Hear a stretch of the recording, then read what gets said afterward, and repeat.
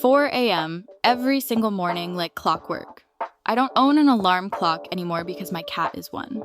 It starts with the meows, loud, relentless, right next to my face. Then come the paw taps, gentle at first, then straight up slaps to the forehead. And there's no snooze button, no negotiating, just a furry little tyrant who thinks breakfast waits for no one.